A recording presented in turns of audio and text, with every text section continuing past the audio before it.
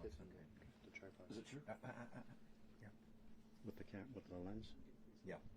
You're not going to pan? I will, but not right Okay. now. Not until he's come. Okay. Peter, which direction should I move my feet? To my right? To your right. Is that better? Cool. Yeah, again, it's in the shot. Okay. Yeah, just let me know. Just trying to figure it out. How about down here? Yeah, I mean, that's fine. That's fine. Okay. Like that's okay? Yeah.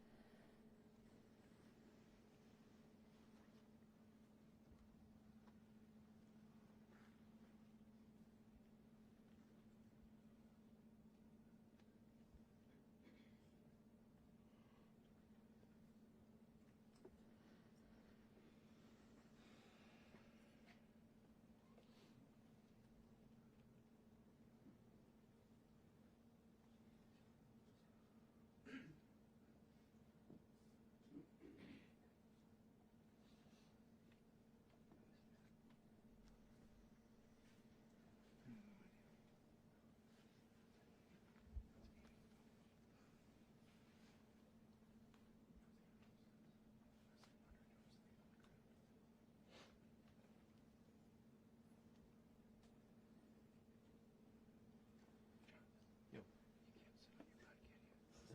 You can't sit on your butt, can you? Five. What's that? Can you stay on your butt for the walk-in so we can actually see the door? All I do is a bulkhead. Can you be 6'2"? No. If I'm on my butt, I can't see over their heads. So you have a remote. Sam, look up. Let's see over whose head. What do you mean, turn?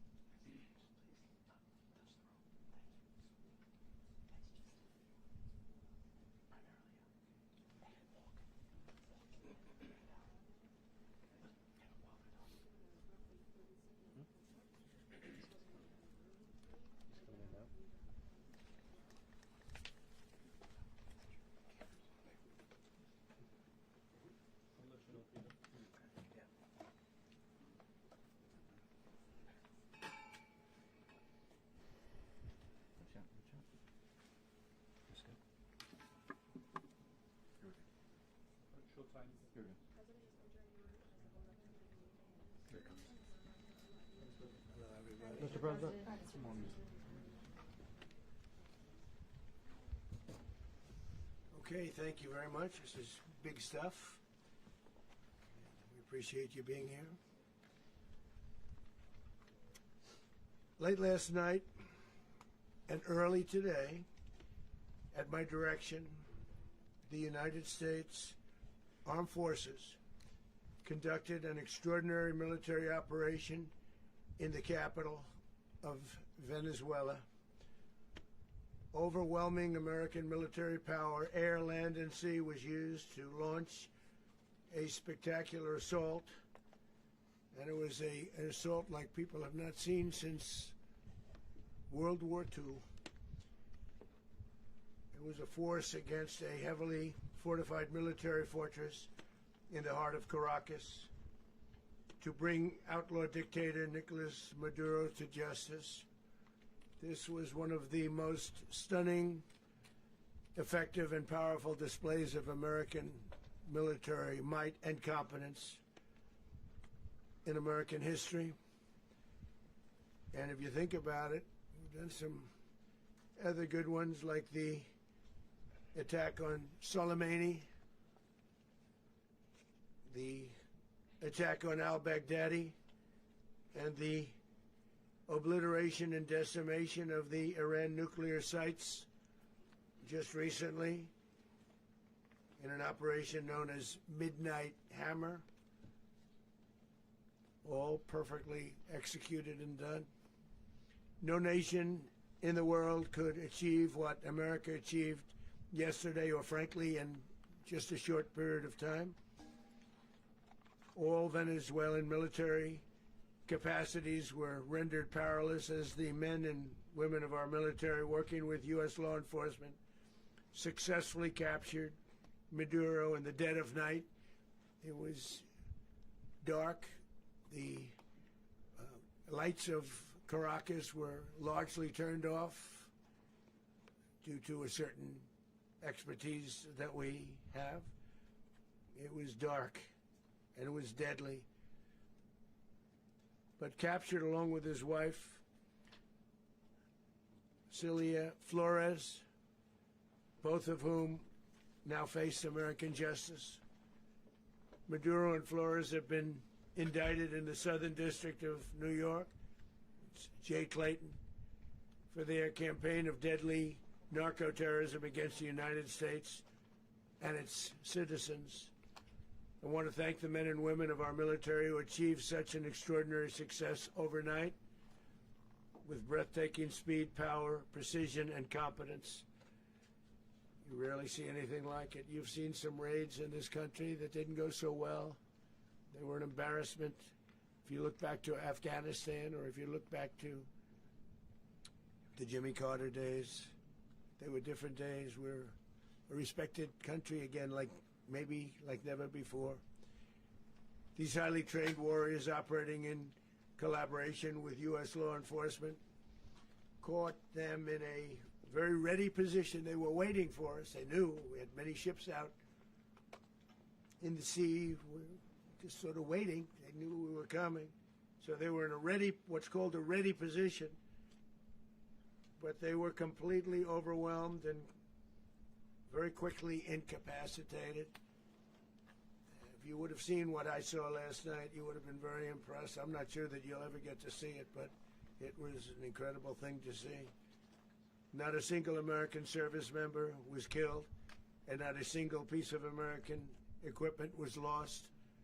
We had many helicopters, many planes, many people involved in that fight. But think of that, not one piece of military equipment was lost, not one service member was, more importantly, killed. The United States military is the strongest and most fearsome military on the planet by far, with capabilities and skills our enemies can scarcely begin to imagine. We have the best equipment anywhere in the world. There's no equipment like what we have, and you see that even if you just look at the boats. You know, we've knocked out 97% of the drugs coming in by sea. 90%. Each boat kills 25, on average, 25,000 people. We knocked out 97%. And those drugs mostly come from a place called Venezuela. We're going to run the country until such time as we can do a safe, proper, and judicious transition. So we don't want to be involved with having somebody else get in, and we have the same situation that we had for the last long period of years. So we are going to run the country until such time as we can do a safe, proper, and judicious transition. And it has to be judicious, because that's what we're all about. We want peace, liberty, and justice for the great people of Venezuela, and that includes many from Venezuela that are now living in the United States and want to go back to their country. It's their homeland. We can't take a chance that somebody else takes over Venezuela that doesn't have the good of the Venezuelan people in mind. We've had decades of that. We're not going to let that happen. We're there now, and what people don't understand, but they understand as I say this, we're there now, but we're going to stay until such time as the proper transition can take place. So we're going to stay until such time as we're going to run it, essentially, until such time as a proper transition can take place. As everyone knows, the oil business in Venezuela has been a bust, a total bust, for a long period of time. They were pumping almost nothing by comparison to what they could have been pumping and what could have taken place. We're going to have our very large United States oil companies, the biggest anywhere in the world, go in, spend billions of dollars, fix the badly broken infrastructure, the oil infrastructure, and start making money for the country. And we are ready to stage a second and much larger attack if we need to do so. So we were prepared to do a second wave if we needed to do so. We actually assumed that a second wave would be necessary, but now it's probably not. The first wave, if you'd like to call it that, the first attack was so successful, we probably don't have to do a second, but we're prepared to do a second wave, a much bigger wave, actually. This was pinpoint, but we have a much bigger wave that probably won't have to do.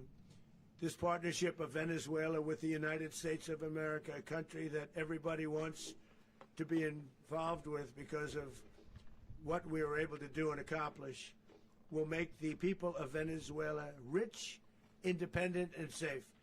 And it will also make the many, many people from Venezuela that are living in the United States extremely happy. They suffered. They suffered. So much was taken from them. They're not going to suffer anymore.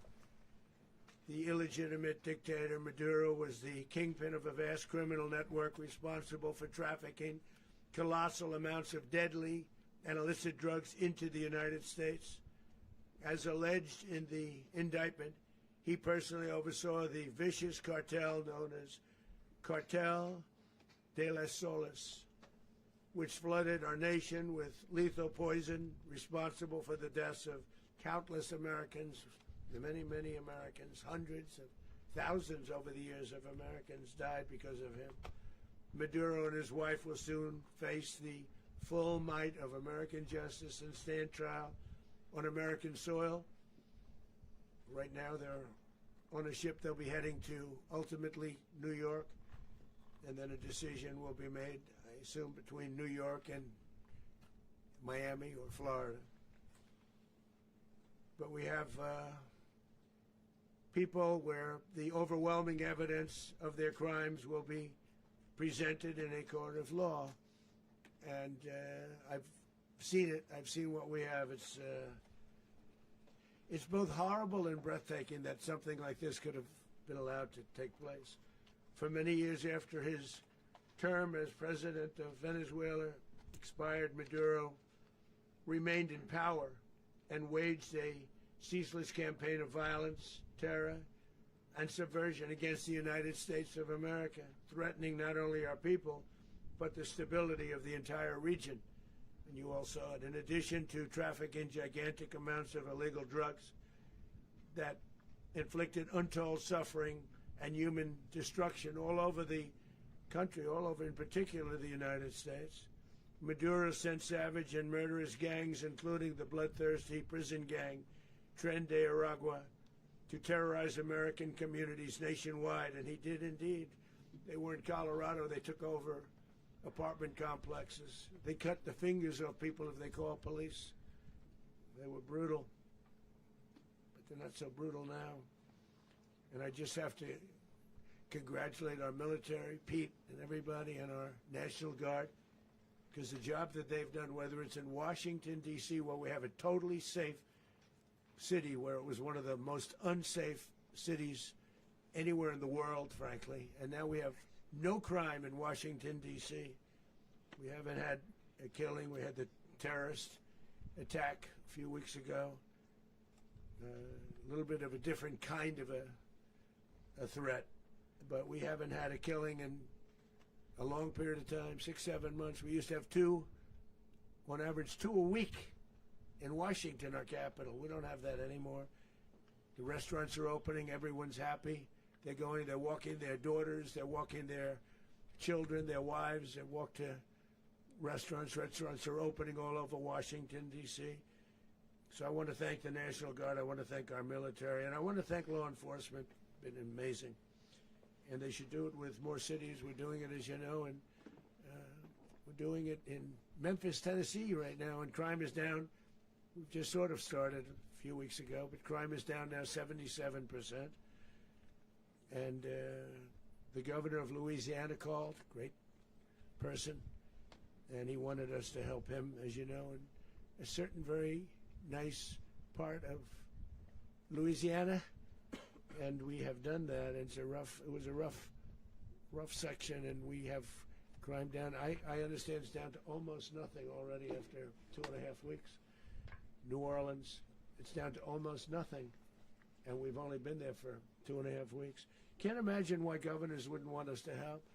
We also helped, as you know, in Chicago, and crime went down a little bit there. We did a very small help because we had no working ability with the governor. The governor was a disaster, and the mayor was a disaster. But it knocked down crime. But we're pulling out of there when they need us. We'll know. You'll know. You'll be writing about it. And likewise, Los Angeles, where we saved Los Angeles early on, where the head of the police department made a statement that if the federal government didn't come in, we would have lost Los Angeles. That's long after the fires. That's when they had the riots in Los Angeles. We did a great job. Got no credit for it whatsoever, but that's okay. It doesn't matter. We don't need the credit. But we'll be pulling out when they need us. They'll call, or we'll go back if we have to. We'll go back. But we did a great job in various cities. But the place that we're very proud of is Washington, D.C., because it's our nation's capital. We took it from being a crime-ridden mess to being one of the safest cities in the country. But the gangs that they sent raped, tortured, and murdered American women and children. They were in all of the cities I mentioned, Tren de Aragua. And they were sent by Maduro to terrorize our people, and now Maduro will never again be able to threaten an American citizen or anybody from Venezuela. There will no longer be threats. For years I've highlighted the stories of those innocent Americans whose lives were so heartlessly robbed by this Venezuelan terrorist organization. Really one of the worst. One of the worst, they say the worst. Americans like 12-year-old Jocelyn Nungary from Houston. Beautiful Jocelyn Nungary, what happened to her? They, as you know, they kidnapped, assaulted, and murdered by Tren de Aragua animals. They murdered Jocelyn and left her dead under the bridge. There was a bridge that will never be the same to so many people after seeing what happened.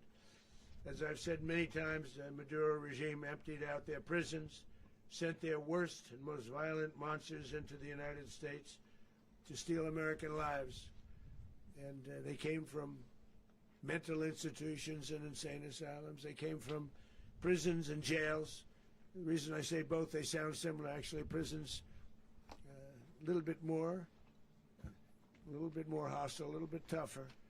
A mental institution isn't as tough as an insane asylum, but we got them both. They sent from their mental institutions. They sent from their jails, prisons. They were drug dealers. They were drug kingpins. They sent everybody bad into the United States. But no longer. And we have now a border where nobody gets through. In addition, Venezuela unilaterally seized and stole American oil, American assets, and American platforms, costing us billions and billions of dollars. They did this a while ago, but we never had a president that did anything about it. They took all of our property. It was our property. We built it. And we never had a president that decided to do anything about it. Instead, they fought wars that were 10,000 miles away. We built Venezuela oil industry with American talent, drive, and skill, and the socialist regime stole it from us during those previous administrations, and they stole it through force. This constituted one of the largest thefts of American property in the history of our country. Considered the largest theft of property in the history of our country. Massive oil infrastructure was taken like we were babies, and we didn't do anything about it. I would have done something about it. America will never allow foreign powers to rob our people or drive us back into and out of our own hemisphere. That's what they did. Furthermore, under the now deposed dictator Maduro, Venezuela was increasingly hosting foreign adversaries in our region and acquiring menacing offensive weapons that could threaten U.S. interests and lives. And they used those weapons last night. Potentially in league with the cartels operating along our border. All of these actions were in gross violation of the core principles of American foreign policy, dating back more than 2 centuries. And not anymore. All the way back, it dated to the Monroe Doctrines. And the Monroe Doctrine is a big deal. But we've superseded it by a lot. By a real lot. They now call it the Monroe Document. I don't know. It's Monroe Doctrine. We sort of forgot about it. It was very important, but we forgot about it. We don't forget about it anymore. Under our new national security strategy, American dominance in the Western Hemisphere will never be questioned again. Won't happen.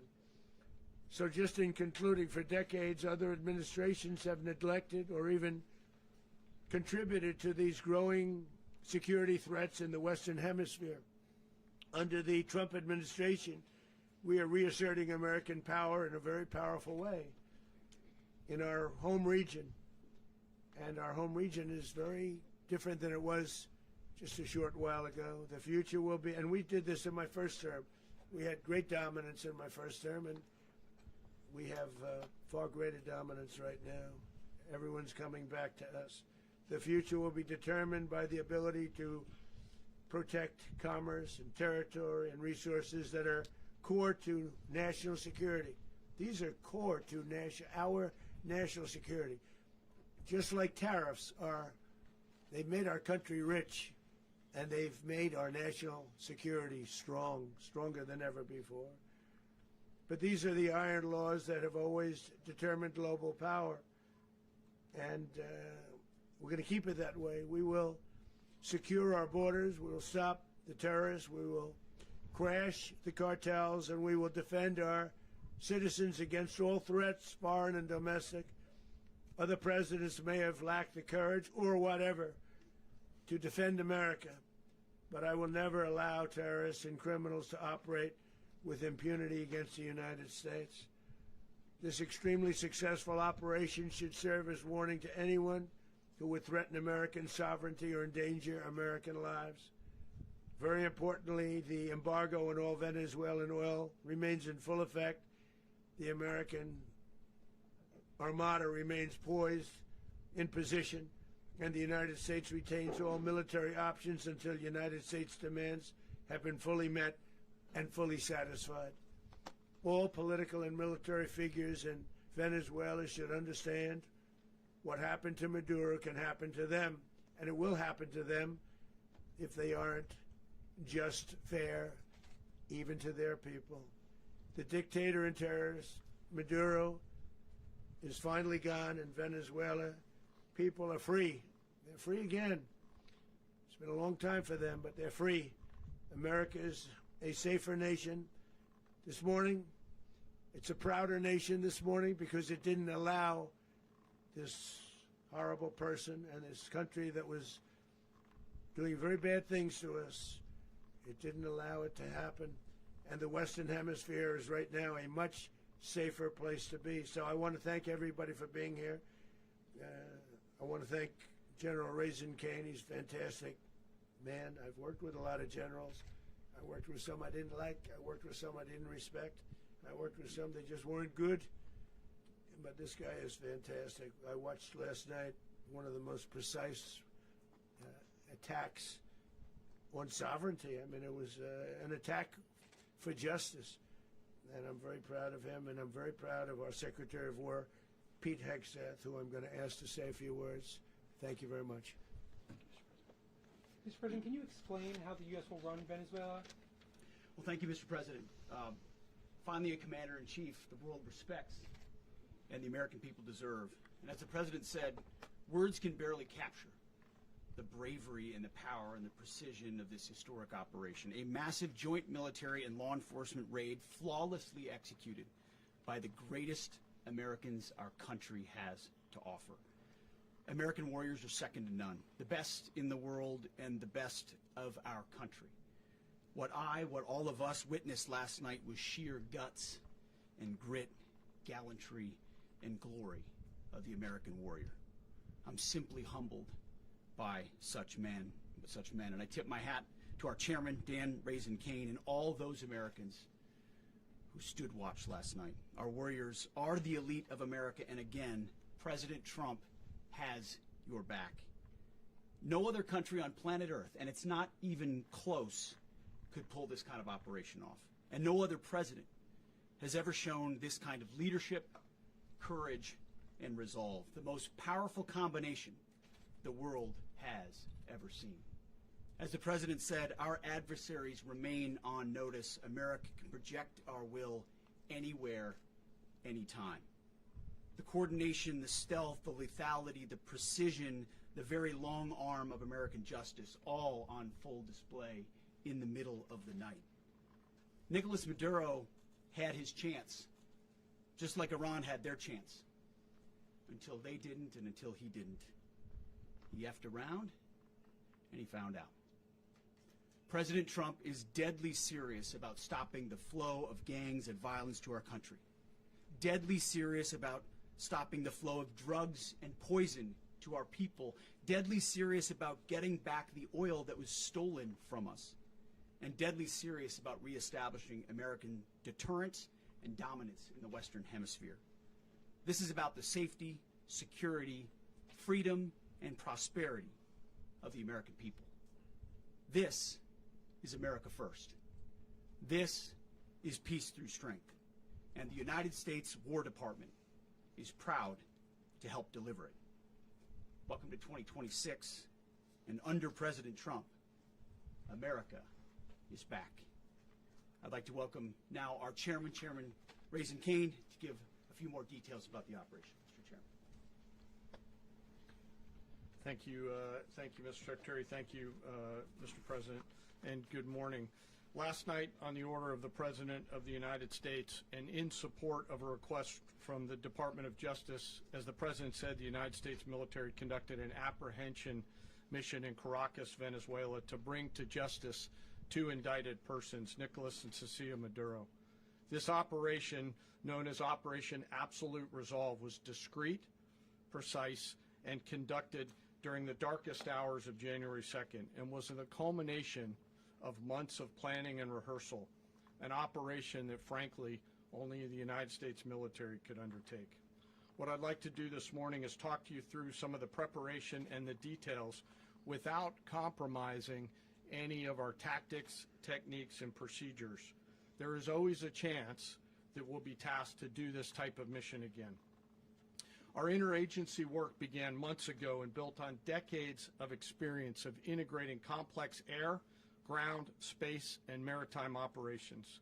While the past 2 decades have honed the skills of our special operations forces, this particular mission required every component of our joint force, with soldiers, sailors, airmen, Marines, and Guardians working in unison with our intelligence agency partners and law enforcement teammates in an unprecedented operation.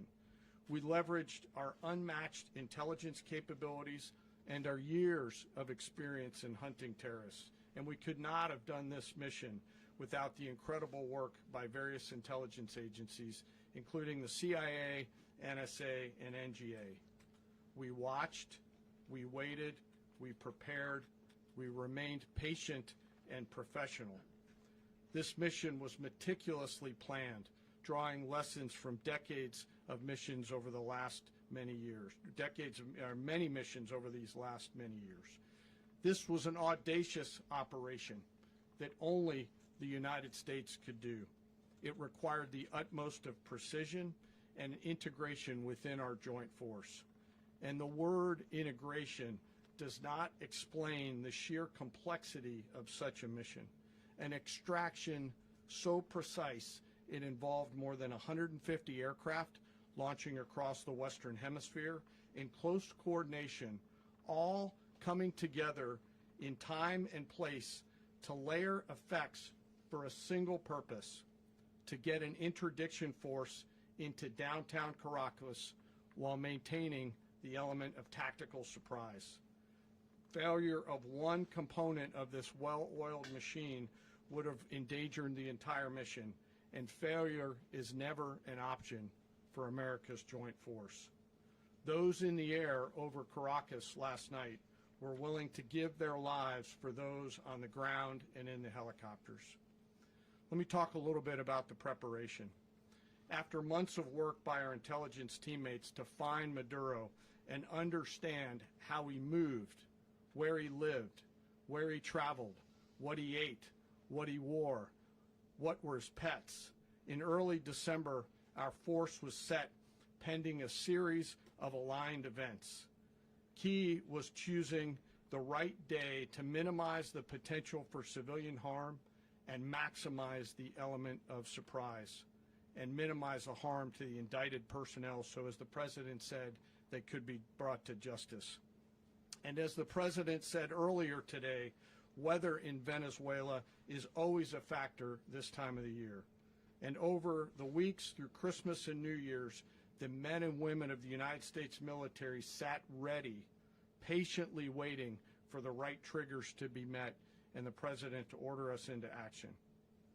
Last night, the weather broke just enough, clearing a path that only the most skilled aviators in the world could maneuver through. Ocean, mountain, low cloud ceilings, but when tasked with a mission, this organization does not quit. At 10:46 p.m. Eastern Time last night, the President ordered the United States military to move forward with this mission. He said to us, and we appreciate it, Mr. President, good luck and Godspeed. And those words were transmitted to the entire joint force.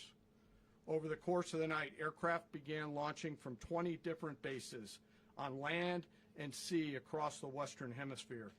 In total, more than 150 aircraft, bombers, fighters, intelligence, reconnaissance, surveillance, rotary wing were in the air last night. Thousands and thousands of hours of experience were airborne. Our youngest crew member was 20, and our oldest crew member was 49, and there's simply no match for American military might. As the night began, the helicopters took off with the extraction force, which included law enforcement officers, and began their flight into Venezuela at 100 feet above the water. As they approached Venezuelan shores, the United States began layering different effects provided by Spacecom, Cybercom, and other members of the interagency to create a pathway. Overhead, those forces were protected by aircraft from the United States Marines, the United States Navy, the United States Air Force, and the Air National Guard. The force included F-22s, F-35s, F-18s, EA-18s, E-2s, B-1 bombers, and other support aircraft, as well as numerous remotely piloted drones. As the force began to approach Caracas, the Joint Air Component began dismantling and disabling the air defense systems in Venezuela, employing weapons to ensure the safe passage of the helicopters into the target area. The goal of our air component is, was, and always will be to protect the helicopters and the ground force and get them to the target and get them home. As the force crossed the last point of high terrain where they'd been hiding in the clutter, we assessed that we had maintained totally the element of surprise. As the helicopter force ingressed towards the objective at low level, we arrived at Maduro's compound at 1:01 a.m. Eastern Standard Time, or 2:01 a.m. Caracas local time, and the apprehension force descended into Maduro's compound and moved with speed, precision, and discipline towards their objective, and isolated the area to ensure the safety and security of the ground force while apprehending the indicted persons. On arrival into the target area, the helicopters came under fire, and they replied with that fire with overwhelming force in self-defense. One of our aircraft was hit but remained flyable, and as the President said earlier today, all of our aircraft came home, and that aircraft remained flyable during the rest of the mission. As the operation unfolded at the compound, our air and ground intelligence teams provided real-time updates to the ground force, ensuring those forces could safely navigate the complex environment without unnecessary risk. The force remained protected by overhead tactical aviation. Maduro and his wife, both indicted, gave up and were taken into custody by the Department of Justice, assisted by our incredible U.S. military with professionalism and precision, with no loss of U.S. life. After securing the indicted persons, the force began to prep for departure. Helicopters were called in to exfiltrate the extraction force, while fighter aircraft and remotely piloted aircraft provided overhead coverage and suppressive fire. There were multiple self-defense engagements as the force began to withdraw out of Venezuela. The force successfully exfiltrated and returned to their afloat launch bases, and the force was over the water at 3:29 a.m. Eastern Standard Time with indicted persons on board. And both Maduro and his wife were embarked aboard the USS Iwo Jima. In closing, what we've witnessed today is a powerful demonstration of America's joint force. We think, we develop, we train, we rehearse, we debrief, we rehearse again and again, not to get it right, but to ensure that we cannot get it wrong. Our jobs are to integrate combat power so when the order comes, we can deliver overwhelming force at the time and the place of our choosing against any foe anywhere in the world. I am immensely proud today of our joint force and filled with gratitude to represent them here today. There is simply no mission too difficult for these incredible professionals and the families that stand by them and support them. As we stand here this morning, our forces remain in the region at a high state of readiness, prepared to project power, defend themselves, and our interests in the region. This operation is a testament to the dedication and unwavering commitment to justice and our resolve to hold accountable those who threaten peace and stability. In closing, I want to express my heartfelt gratitude to the brave men and women who executed this mission. Their courage and tireless commitment to our nation are what makes us strong. Thank you, Mr. Secretary, and thank you, Mr. President. Well, I don't have much to add to what you've heard now, other than the following points. Nicolas Maduro was indicted in 2020 in the United States. He is not the legitimate president of Venezuela. That's not just us saying it. the first Trump administration, the Biden administration, the second Trump administration. None of those three recognized him. He's not recognized by the European Union and multiple countries around the world. He is a fugitive of American justice with a $50 million reward, which I guess we saved $50 million. And We should make sure. yeah, exactly. But Don't let anybody claim it. Nobody deserves it but us. But I want to be clear about one thing. Nicolas Maduro had multiple opportunities to avoid this. He was provided multiple very, very, very generous offers and chose instead to act like a wild man, chose instead to play around. And the result is what we saw tonight. The other message here is the following. You have a guy, like many people around the world, they like to play games. You have a guy who decides he's going to invite Iran into his country, is going to, do the confiscation of American oil companies, is going to flood our country with gang members, is going to take Americans prisoner and try to hold them for hostage and trade them like he was able to do with the Biden administration. Basically likes to play games all this time and thinks nothing's going to happen. And I hope what people now understand is that we have a president. The 47th president of the United States is not a game player. When he tells you that he's going to do something, when tells you he's going to address a problem, he means it. He actions it. I can tell you, I've watched this process now for 14, 15 years, been around it. Everybody talks. I'm going to do this. I'm going to do that. When I get there, we're going to do this. We're going to take. This is a president of action. Like, I don't understand yet how they haven't figured this out. And now, if you don't know, now you know. Because this is the way it's going to play out. And I think people need to understand that this is not a president that just talks and does letters and press conferences. And, if he says he's serious about something, he means it. And this is something that was a direct threat to the national interest of the United States. And the president addressed it. There's a president of peace, by the way. I told you what I just said earlier. This guy had multiple opportunities to find his way somewhere else and figure out another. He could have been living somewhere else right now very happy. But instead, he wanted to play big boy. And so now, he's got other sets of problems on his hands. And but I think the message here should be for the world. But the president doesn't go out looking for people to pick fights with. He's not generally wants to get along with everybody. We'll talk and meet with anybody. But don't play games. Don't play games with this president's in office because it's not going to turn out well. And so I hope that, I guess that lesson was learned last night, and we hope it'll be instructive moving forward. Is that a message for Cuba? Mr. President. Mr. President. You said that the U.S. is going to run Venezuela. So who's in power right now? Well, we're going to be running it with a group, and we're going to make sure it's run properly. We're going to rebuild the oil infrastructure, which will cost billions of dollars. It'll be paid for by the oil companies directly. They will be reimbursed for what they're doing, but it's going to be paid. And we're going to get the oil flowing the way it should be. As you know, it was just a minor flow. It was actually a minor flow for what they have. But we're going to run it properly, and we're going to make sure the people of Venezuela are taken care of. We're going to make sure the people that were forced out of Venezuela by this thug are also taken care of. Mr. President. Does the U.S. running the country mean that U.S. troops will be on the ground? How will that work? Well, they always say boots on the ground. So we're not afraid of boots on the ground if we have to have. We had boots on the ground last night at a very high level, actually. We're not afraid of it. We don't mind saying it.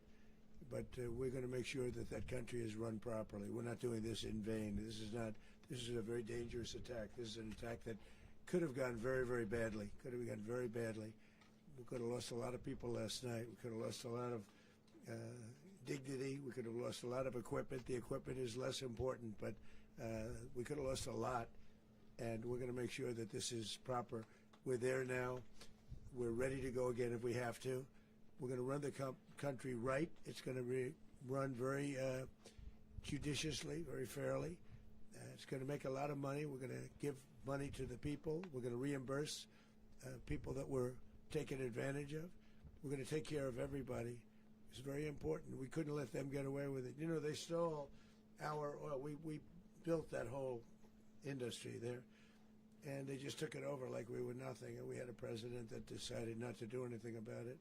So we did something about it. We're late, but we did something about it. Yeah, please. Mr. President, can you explain the exact mechanism by which you're going to run the country? Are you going to designate a U.S. official to coordinate? It's all being done right now. We're designating people. We're talking to people. We're designating various people, and we're going to let you know who those people are. Mr. President. What's the group you mentioned that would run Venezuela? Well, it's largely going to be, for a period of time, the people that are standing right behind me. We're going to be running it. We're going to be bringing it back. It's a dead. I talk about a dead country. A year and a half ago, we were a dead country. Now we're the hottest country anywhere in the world. We're a country doing better than any country anywhere in the world, and it required leadership. Venezuela has a lot of bad people in there, a lot of bad people that shouldn't be leading. We're not going to take a chance that one of those people take over for Maduro. So you can look at, and others, we have fantastic people, including people in the military. So we're going to have a group of people running it until such time as it can be put back on track, make a lot of money for the people, and give people a great way of life, and also reimbursement for people in our country that were forced out of Venezuela. Mr. President. Rubio would be.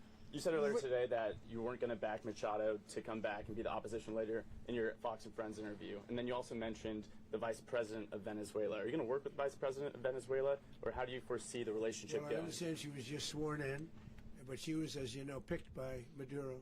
So Marco's working on that directly. He just had a conversation with her, and she's essentially willing to do what we think is necessary to make Venezuela great again. Very simple. Mr. President, Colombian President Gustavo Petro, a couple weeks ago, you said he's got to watch his ass. And today he said he's not concerned about anything happening to him in the aftermath of this operation. So just what your message is Well, about he that. has cocaine mills. He has factories where he makes cocaine. And yeah, I think I stick by my first statement. He's making cocaine. They're sending it into the United States. So he does have to watch his ass. Mr. President. Mr. President, did you notify any members of Congress in advance? Marco, do you want to talk about that? Because you were involved in it. Sure. We call members of Congress immediately after. This was not the kind of mission that you can do congressional notification on. It was a trigger-based mission in which conditions had to be met night after night. We watched and monitored that for a number of days. So it's just simply not the kind of mission you can call people and say, hey, we may do this at some point in the next 15 days. But it's largely a law enforcement function. Remember, at the end of the day, at its core, this was an arrest of 2 indicted fugitives of American justice, and the Department of War supported the Department of Justice in that job. Now, there are broader policy implications here, but it's just not the kind of mission that you can pre-notify because it endangers the mission. Mr. President, If I can add one thing to that, Congress has a tendency to leak. This would not be good. If they leaked, General, I think it would have been maybe a very different result. But I have to say, they knew we were coming at some point, We had a lot of ships out there. They sort of knew we were coming. But Congress will leak, and we don't want leakage. Mr. President. You were one of the only people to watch this all play out live. What was Maduro doing when the U.S. forces entered what I assume would be his home? And also, was there any point where the U.S. was considering if Maduro pushed back or resisted killing Maduro? It could have happened. It could have happened. He was trying to get into a safe place. You know what a safe place is, all steel. And he wasn't able to make it to the door because our guys were so fast. They went through the opposition so fast. And there was a lot of opposition. People were wondering, do we get them by surprise? Sort of surprised, but they were waiting for something. It was a lot of opposition. There was a lot of gunfire. You saw some of it today. But he was trying to get to a safe place, which wasn't safe because we would have had the door blown up in about 47 seconds, they say on average, regardless of how thick the steel was. It was a very thick door. It was a very heavy door, but he was unable to get to that door. He made it to the door. He was unable to close it. So where is Maduro going to be? Go ahead, finish. Where is Maduro going to be in the time being right now? Do you know his exact whereabouts? Well, eventually, ultimately, in the near future, he's going to be brought to New York. And where is he going to be held? Where is he going to be held in New York? Do you know? That's going to be up to the officials that do these things. Mr. President, the U.S. has something of a mixed track record of ousting dictators without necessarily a plan for what comes afterwards. Did that weigh on your decision Well, that's making? when we had different presidents, but with me, that's not true. With me, we've had a perfect track record of winning. We win a lot, and we win. If you look at Soleimani, you look at al-Baghdadi, you look at the Midnight Hammer. Midnight Hammer was incredible. Right now, you wouldn't have peace in the Middle East. We have essentially peace in the Middle East because of that. If we weren't successful with Midnight Hammer, you wouldn't have peace in the Middle East. So, with me, you've had a lot of victory. You've had only victories. You've had no losses. Yeah. Mr. President, can you? How long do you expect the U.S. to run Venezuela, and how soon do you want the Venezuelan people to hold elections? So I'd like to do it quickly, but it takes a period of time. You know, we're rebuilding. We have to rebuild their whole infrastructure. The infrastructure is rotted. It's actually very dangerous. It's blow-up territory. Oil is very dangerous. It's a very dangerous thing to take out of the ground. It can kill a lot of people. It has killed a lot of people doing just that. The infrastructure is old. It's rotted. Much of it is stuff that we put there 25 years ago, and we're going to be replacing it. And we're going to take a lot of money out so that we can take care of the country. Are you saying that Secretary Rubio and Mr. President, China, Russia, and Iran have interests in Venezuela. How does this operation affect your relationships with them when it comes to the oil and drugs? In terms of China and Russia, Russia when we get things straightened out. But in terms of other countries that want oil, we're in the oil business. We're going to sell it to them. We're not going to say we're not going to. In other words, we'll be selling oil probably in much larger doses because they couldn't produce very much because their infrastructure was so bad. So we'll be selling large amounts of oil to other countries, many of whom are using it now, but I would say many more will come. Are you saying that, Mr. President, are you saying that? Oh. Mr. President, thank you. What is your message to the people of Venezuela today? Of course, the civilian population specifically, they have a lot of questions. What is your message to the people of Venezuela? That you're going to have peace, justice. You're going to have some of the riches that you should have had for a long period of time. It was stolen from you. But you're going to have peace and you're going to have safety. You're going to have justice. You're going to have a country. You're going to have a real country. You're going to have potentially a great country. You know, if you go back 20 years, maybe even a little longer ago, that was a great country. And they destroyed it. Remember I said that if we lose this election, the United States will be Venezuela on steroids. That's what would have happened. Had we lost the election, the 2024 election, we suffered so badly when you look at the border from 2020. What they did, what Joe Biden administration did to our country should never be forgotten. But if we had to go through another year of that, we wouldn't have. We would be exactly where Venezuela was in terms of, I used to say, if they win, we're going to be Venezuela on steroids, and that's what would have happened.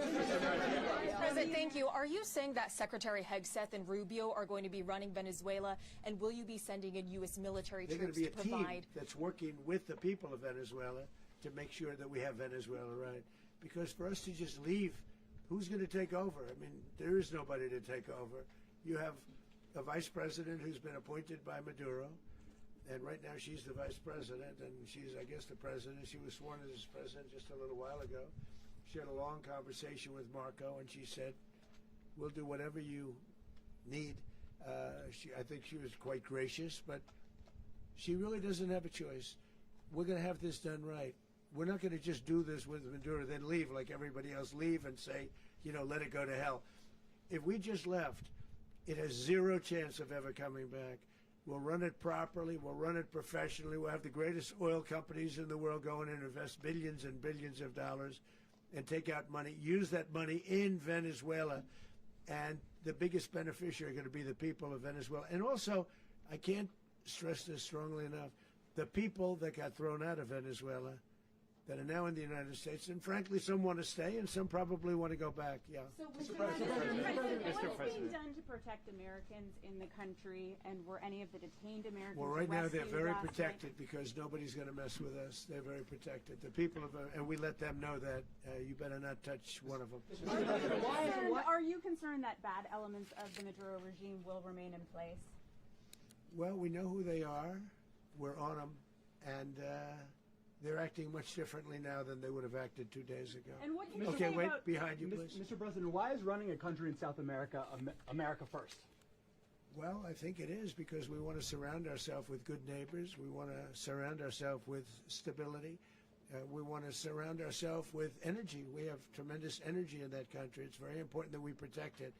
We need that for ourselves. We need that for the world. And we want to make sure we can protect it. Mr. President, on oil? Yes, sir. Please, go ahead. Yeah, is there a message here for Cuba and Diaz-Canel? Well, Cuba's an interesting case. Cuba is, not doing very well right now. That system has not been a very good one for Cuba. The people there have suffered for many, many years. And I think Cuba is going to be something we'll end up talking about, because Cuba is a failing nation right now, very badly failing nation.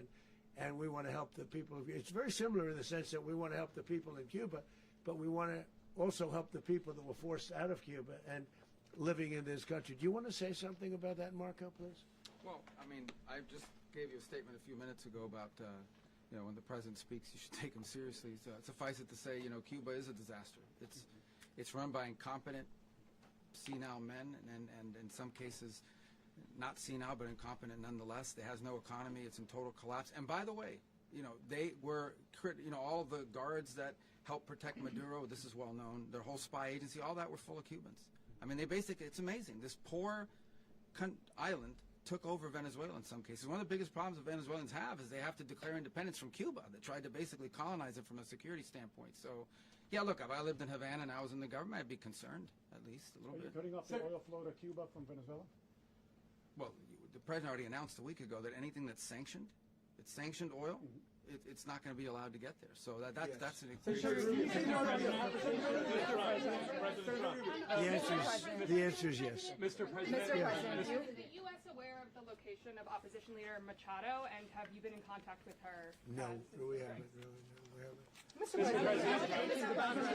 How many hesitations about Machado? Mr. President, on Monday. Oh, I think it would be very tough for her to be the leader. She doesn't have the support within, or the respect within the country. She's a very nice woman, but she doesn't have the respect. Mr. President, is it possible that the U.S. ends up administrating Venezuela for years? Well, it won't cost us anything because the money coming out of the ground is very substantial, so it's not going to cost us anything. So the U.S. isn't going to dedicate we will. money to... Well, we want safety there. We want to be surrounded by countries that aren't housing all of our enemies all over the world. That's what was happening, and you don't want to have that. But we're going to be rebuilding, and we're not spending money. The oil companies are going to go in. They're going to spend money. We're going to take back the oil that, frankly, we should have taken back a long time ago. A lot of money is coming out of the ground. We're going to get reimbursed for all of that. We're going to get reimbursed for everything that we spend. So it's going to be a very important. This is a very big evening that took place last night. We have to be surrounded by safe, secure countries, and we also have to have energy. Very important. We have to have energy that's real energy, not where they're getting 4% and 5% of the energy out of the ground. You take a look, it was such a disaster. So what's going to happen with Venezuela, I think, over the next period of a year is going to be a great thing. And the people of Venezuela will be the biggest beneficiaries. Mr. President, on Monday, U.S. military. Mr. President, thank you. What did you last speak to Maduro about when you spoke? And is the U.S. Well, I don't want to get at war into the with Venezuela? conversations, but I did have conversations with him, and I said, you got to surrender. And I actually thought he was pretty close to doing so, but now he wished he did, yeah. Mr. President, can you explain, you said that Maduro is responsible for drug trafficking. You recently pardoned the former president of Honduras who was convicted of many drug trafficking. Can you explain how these two situations are different? And would you ever pardon Maduro? I endorsed, as you know, the winning president, the man who won in Honduras. I endorsed the man who won in Chile. I endorsed the man who won in Argentina. And we are doing very well with that whole group. What the man that I pardoned was, if you could equate it to us, he was treated like the Biden administration treated a man named Trump. That didn't work out too well for them. This was a man who was persecuted very unfairly. He was the head of the country. He was persecuted very unfairly. And there are a number of them. And we felt that it was a very unfair situation that happened to him. He's also a party member of the man who won. So obviously the people liked what I did. And one of the reasons that was done is because of the fact that the party in power felt very strongly that that man was treated very badly. I studied it very quickly, and then I studied it in great detail.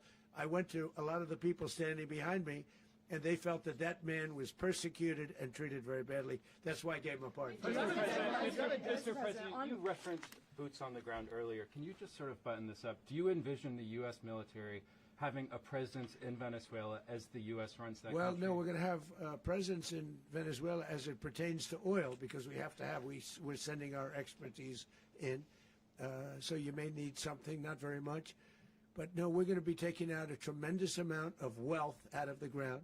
and that wealth is going to the people of Venezuela and people from outside of Venezuela that used to be in Venezuela, and it goes also to the United States of America in the form of reimbursement for the damages caused us by that country.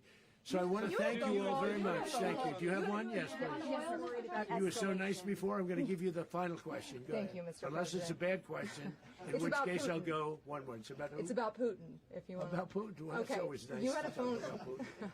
You had a phone call with him on Yeah. Monday. Did he talk at all about Maduro? Did y'all talk about this? No, we didn't. And We then- never spoke about Maduro. Are you mad at him right now? I mean, there's this I'm not intelligence. thrilled with Putin.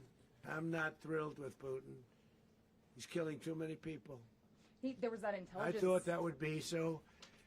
I settled 8 1/4 war. You know what the 1/4 was? Thailand and Cambodia. I did it again. They broke out, and I did it in about 5 hours, and I settled it. I'm giving myself 1/4, so I'm up to now 8 1/4. In other words, I settled the war, but then they broke out. They had a pretty bad breakout over the last 4 days. I got them to go back to peace. So I only give 1/4. I thought the easiest one would be, one of the easier ones would be Russia, Ukraine. It's not. And they both have done some pretty bad things. And look, that's Biden's war. That's not my war.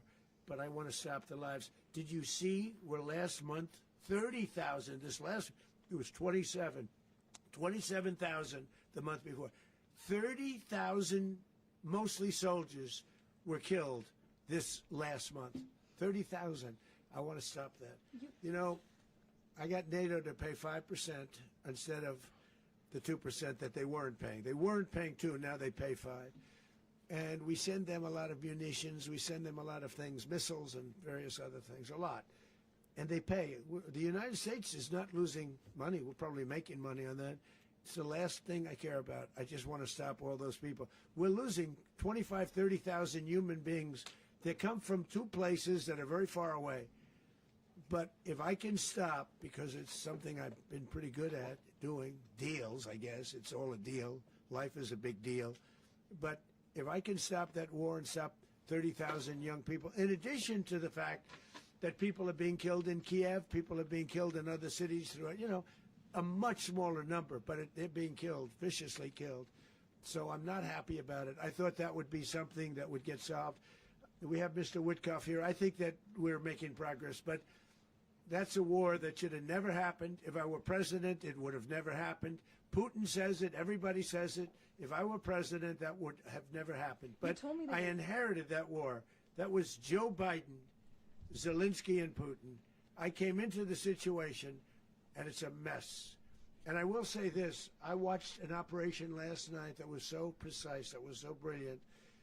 I mean, it was incredible. If we had our people, like this general, and our people involved, that war would not have gone on very long, that I can tell you. You told me That war, to use an old term, that war has become a bloodbath. And we want it to get stopped. Thank you very much. Are you concerned a rogue Venezuelan general can take over the country? Can you talk about your conversation with the vice president?